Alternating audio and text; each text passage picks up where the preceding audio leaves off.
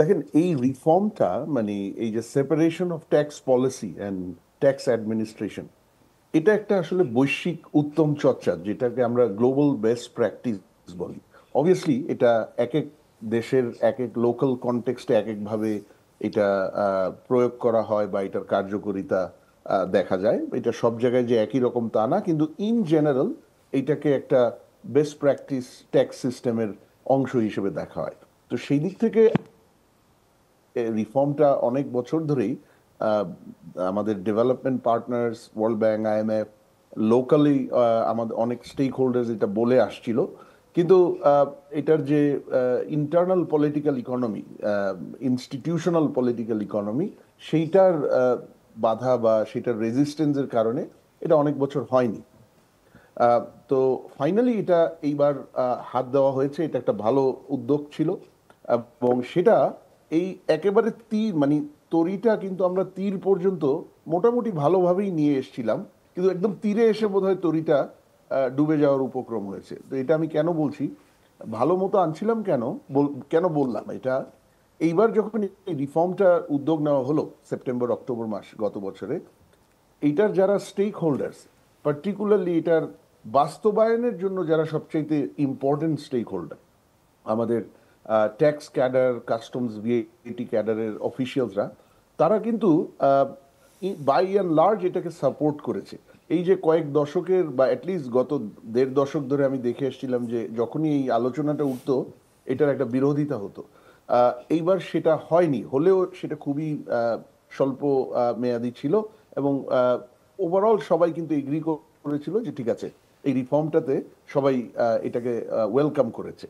তো আমি মনে করি that was a big strength, big asset of this reform, because যে কোনো রিফর্মসের, পলিসি রিফর্মসের একটা বড় প্রি কন্ডিশন হচ্ছে তার যে ইম্পর্টেন্ট স্টেক হোল্ডার, সবাইকে তো একবারে খুশি করা যায় না, কিন্তু যারা ইম্পর্টেন্ট স্টেক হোল্ডার তাদের কনসেনসাস বা সাপোর্ট নিয়ে যদি রিফর্মের দিকে আগানো হয়, সেই রিফর্মটা অনেক কার্যকরী হয়। সেইটার মতো পরিবেশ কিন্তু, কন্ডিশন, অ্যাকচুয়াল সিনারিও কিন্তু এবার ছিল। তো আমরা দেখলাম আসলে প্রবলেমটা হয়েছে একেবারে শেষে এসে, ওই যে তীরে তরিটা ভেড়ার আগে। সেটা আহ, যে অধ্যাদেশটা আমরা মানে কনসার্নটা যেটা দেখছি আমাদের ট্যাক্স এবং কাস্টমস অফিসিয়ালসদের থেকে, তাদের যে অ্যাসোসিয়েশন, তার থেকে যে অধ্যাদেশটা যেটা পাশ হয়েছে, পাশ হওয়ার আগে তাদের সাথে according to their own views যে আলাপটা হয়েছিল যে এই দুটো নতুন বিভাগ, রাজস্ব ব্যবস্থাপনা এবং রাজস্ব অ্যাডমিনিস্ট্রেশন, রেভিনিউ অ্যাডমিনিস্ট্রেশন বা রেভিনিউ ম্যানেজমেন্ট বোধহয় বলছে এই ক্ষেত্রে, সেখানে কারা প্রধান হবে সেইটার যে একটা আহ, অধ্যাদেশ পূর্ববর্তী আলোচনা ছিল। অধ্যাদেশ যখন পাশ হয়েছে তখন দেখা গেছে যে এটা একটু বদলিয়ে গেছে। সেইখান থেকেই কিন্তু এই ডিসপিউটটা একেবারে শেষ মুহূর্তে এসে একটা কমপ্লেক্স সিচুয়েশনের মধ্যে মানে একটা ডিসপিউট অ্যারাইজ করেছে এবং জটিলতার সৃষ্টি হয়েছে। তো আমি মনে করি ওই যে রাতের বেলায় যে অধ্যাদেশ বলা হচ্ছে, আসলে অধ্যাদেশ আমি যতটুকু জানি এটা ড্রাফট নিয়ে, খসড়া নিয়ে কিন্তু আগে থেকেই আলোচনা হয়েছে। সেখানে কি ধরনের প্রভিশনস থাকবে সবার মতামত নেওয়া হয়েছে। এনবিআর এর একটা রিফর্ম পরামর্শক কমিটি 5 সদস্যের, তারাও কাজ করেছে, তাদেরও এখানে রেকমেন্ডেশন ছিল।